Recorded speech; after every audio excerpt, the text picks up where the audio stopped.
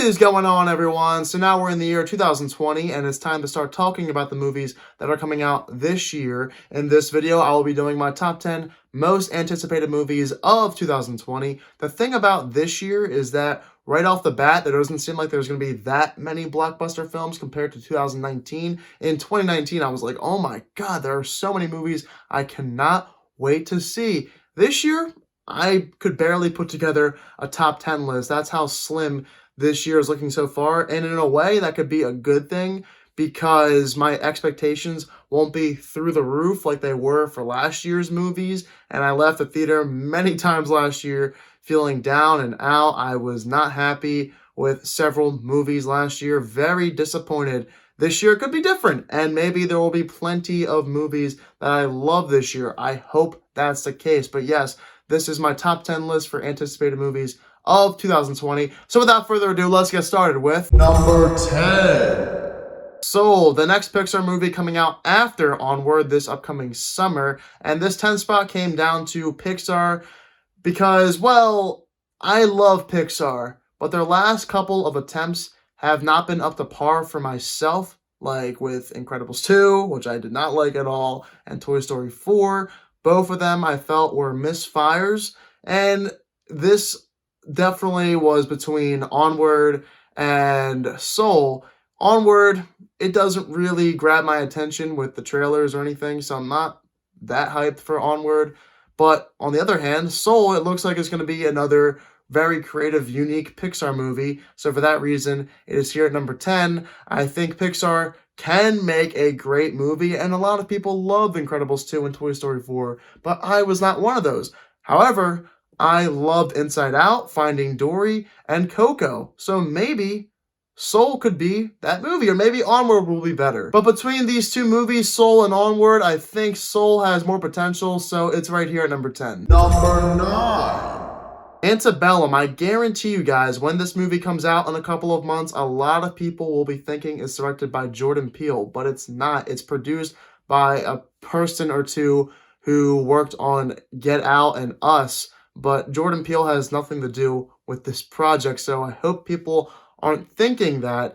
Antebellum, for me, is a movie that is intriguing. The trailer was really cool. It's freaky. It looks scary. And for that reason, it's right here.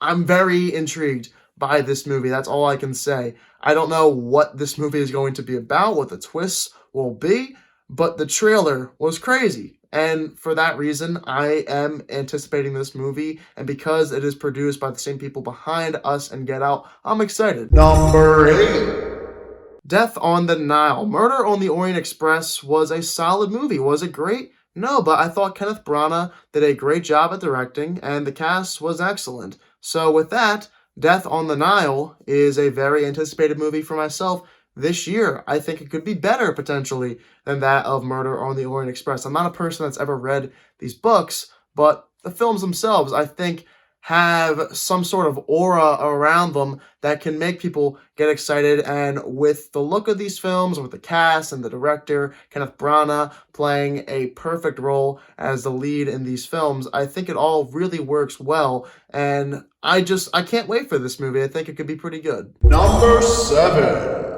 Though way back, I will say it, Gavin O'Connor is one of my favorite directors. He directed Miracle, Warrior, and The Accountant, along with a couple of other movies, and all of those films, the ones I mentioned, I thought were great. Especially Warrior, it's one of my all-time favorite movies, and Ben Affleck, as an actor, I think has grown tremendously well, especially over the last decade or so, ever since Argo. I think he's really transformed himself into one of the best actors working today.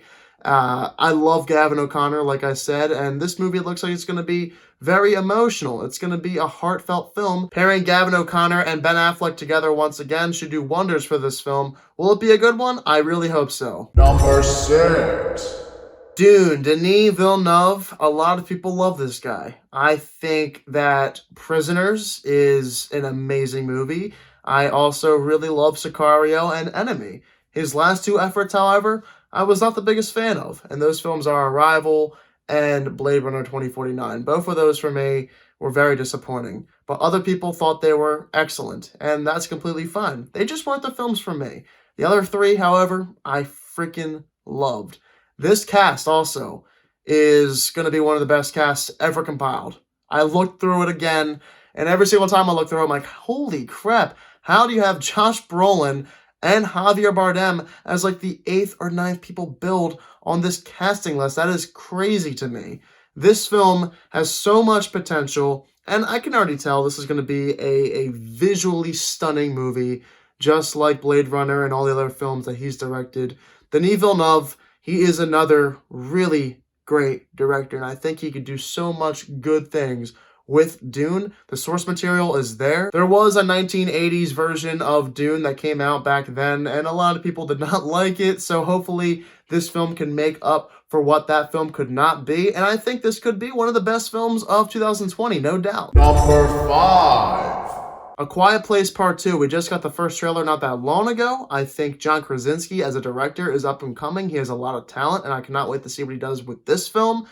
A Quiet Place from 2018 I thought was one of the better films that came out that year. So for me, I just want to see what they can do next with this franchise. Will there be a third film after this? We don't know. And also, Cillian Murphy, he's one of the leads in this movie. And I love Cillian Murphy, so I want to see what his character does in the film. Just to see him in another movie is going to be awesome. Number 4.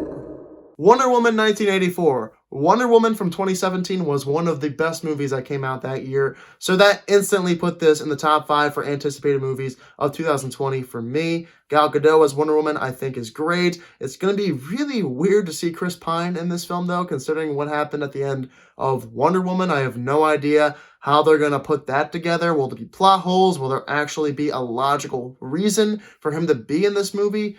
We'll find out. It's one of those things where Wonder Woman was so good back in 2017 that I could just not pass up putting it here on my list. Pedro Pascal is the villain. I want to see what he can do as a villain. I've never seen him as a villain before, so that is going to be great, I hope. Number 3. Godzilla vs. Kong. I don't know why this is here at number 3, but I just want to see what they do with a Godzilla vs. Kong movie. Will it be corny like the last film? Probably, but I hope they make it great.